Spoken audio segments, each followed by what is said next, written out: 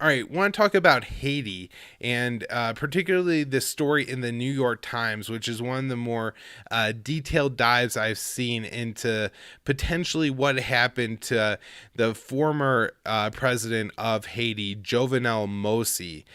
This is titled Haiti's Leader Kept a List of Drug Traffickers. His Assassins Came for It. And yeah, it was put out December 12th. And a lot of this story, well, not a lot of this story, but a good part of this story relies on the night of the assassination. And we talked about the Mosi assassination that happened in July on this show quite a bit, over the past 6 months. People come in claiming to be DEA agents, and that gets past the president's security. This is, the official story. There's maybe some questions about this. They burst into the room. They kill Mosi. They shoot his wife. She pretends to be dead.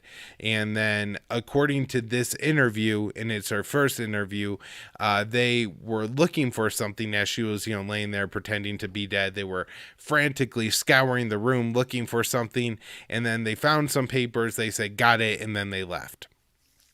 So this story that she tells bats up this idea and reporting from the New York Times that does rely on several other sources and does seem somewhat credible, at least, that Jovenel Moise, after he became president, started to work on a secret dossier that he hid from everyone, including his major benefactors that helped to get him elected, and that would be Charles Kiko Saint Remy and former President Michel Martelly.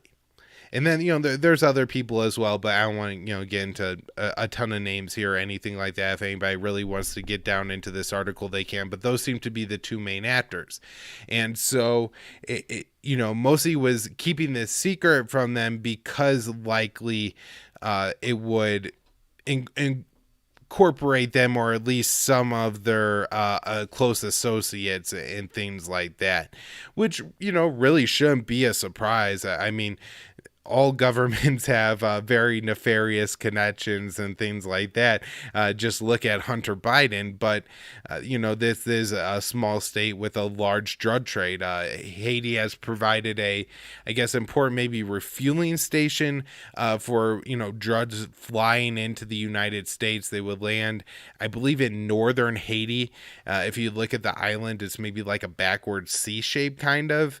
And not exactly, but in a way. And if you look, maybe the northern half of that is where you would find some of the landing strips, I believe. And in this New York Times article, one of the things they claim is that the reporters actually went to one of these landing strips and were just confronted with a guy with a machete, assuming that they must be drug traffickers. It's a very odd story, and that part of this article raised some suspicions for me. But overall, I think there are some, important statements in here, and it does get into that, there's a lot of people within the Haitian elite that, the people that run that country that is involved in the drug trade and everything like that. Now, one of the things going on is, I guess, Mosi was planning to give the dossier once it was complete to the DEA. Now, I guess I kind of wonder and have some suspicion of how serious the DEA was. One of the things when you read this article that you could just assume is that the purpose here for the DEA was, or what the purpose of this dossier was, is, they were going to really clean up Haiti or something like that. But it could just been like one DEA prosecutor or something like that, maybe a little ambitious, had a good relationship with Mosi from, some situation in the past, and then they came up with this idea. But it doesn't mean like the U.S. government was going to pursue it, or I just want to be very clear about that. That's an assumption sometimes you can make when you read something like this. They were really close to cleaning up the drug. No, even if he was working on this dossier and it was going to actually target and implicate the people at the top that were, really stealing and harming the Haitian people, I think there's a chance that it doesn't even go anywhere once, it gets into the hands of the DEA. And that's just, one important note I want to make. Now,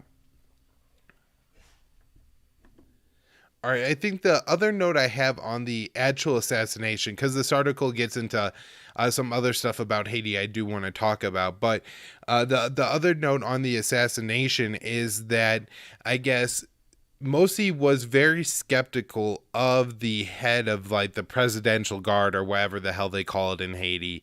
And then there was a few months before the actual assassination, there was some kind of attempted assassination. I'm not really entirely sure of how serious it was or anything like that, but apparently, I think according to Moise's wife in this story, that it was after, the presidential guard or whatever uncovered this assassination plot that Moise felt a little bit more comfortable or maybe even trusted than the head of the presidential guard. And so this is a guy who let the killers in and didn't get in a shootout with the killers of the president. That's a pretty crazy thing to happen for essentially the Secret Service, but I mean, it is a different world in Haiti, and if I guess the DEA comes and say we want to talk to the president, maybe that's something that happens on a regular basis. I'm not sure.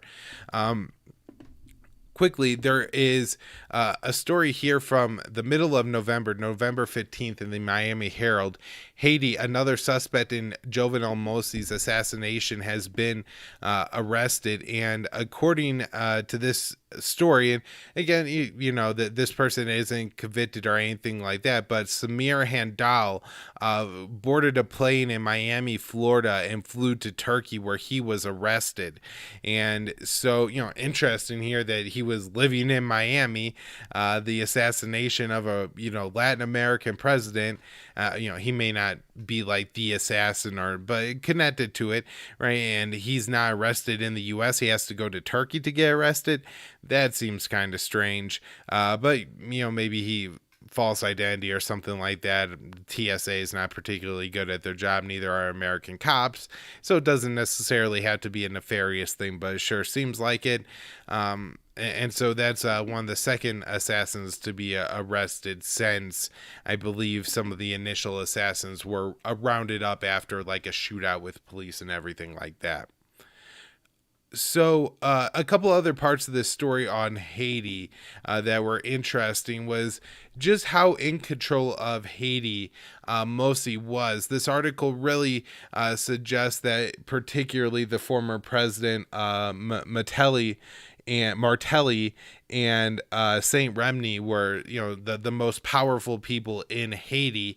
And one of the reasons that Moise was elected is they were able to portray him as something of a populist candidate, that he was a banana farmer. I think they called him like Mr. Banana or something like that.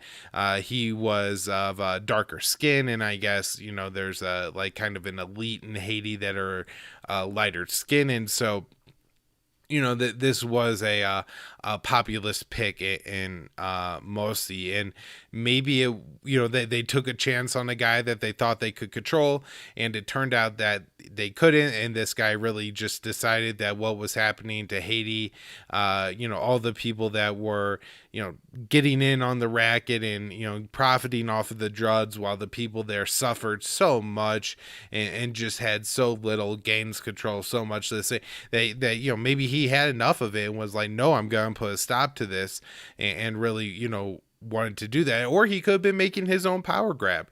It kind of talks about in here how Moise wasn't even able to control his own administration, pick his own cabinet and stuff like that. Maybe he saw this as an opportunity to just target people who were something of political foes, and they really didn't have that much to do with the drug trade. And this New York Times article could somewhat be barking up the wrong tree completely, although it does seem that they were able to show some pretty strong ties between Martelly and Saint Remy and the drug trade in Haiti. All right, I think that's what I have on the whole Moise assassination. I think this is a really interesting story that hasn't gotten much coverage. I mean, this is, right in the U.S.'s, spear, off the coast of the United States, the Caribbean, and it's a country that's really suffering. Tens of thousands, if not more, Haitians have ended up on the U.S. border seeking refuge. The U.S. ambassador, I think, maybe envoy, a U.S. official to Haiti, last name Foote, I believe Daniel Foote, actually resigned because of the American treatment of the Biden administration's treatment of the people of Haiti, and how terrible it was. And so, and yet it's really not getting much coverage or attention. And I guess maybe in a sense you take a sigh of relief that it isn't getting more coverage and attention, because imagine if like a Sam Power wanted to sink her teeth into Haiti and really try to, oh, I'm gonna save this country, how horrible it could end up being there. But at the same time, there's a lot of suffering going on and nobody cares. And the U.S. seems to have a fairly large role in hand in what's happening in Haiti. Another person that is at least roundabout implicated in all this was Ariel Henry, who the U.S. backed to become prime minister, or then I think president, after, mostly was killed. One last story on Haiti, and I'm really surprised this story didn't get more U.S. Press attention. There was a group of missionaries, 16 Americans and 1 Canadian, that were held in Haiti by a gang for well over a month. And it's exactly unclear of how they were all freed. I'm not sure if somebody maybe paid the ransom or something like that. But 5 initially had been released. Not sure, why 5 and not the whole 12. And then the remaining 12 hostages were freed a couple days, maybe a week or so before Christmas here. And so, good that the people got free. But again, if this was, say, in another country like Afghanistan, I think this would definitely be weaponized in the U.S. media to demand military action against the country. And in this, other than some coverage from outlets like the Miami Herald, or I think there was like a story on the escape in one of the more major mainstream news outlets, but it wasn't like covered daily or weekly or anything by anybody else really, other than the Miami Herald in the U.S. press. Maybe the Christian Science Monitor, I think, saw and read a couple articles from there on it, but just not a whole lot of coverage of this story that really could have been used to generate U.S. intervention. So it's always interesting when those kind of things don't happen.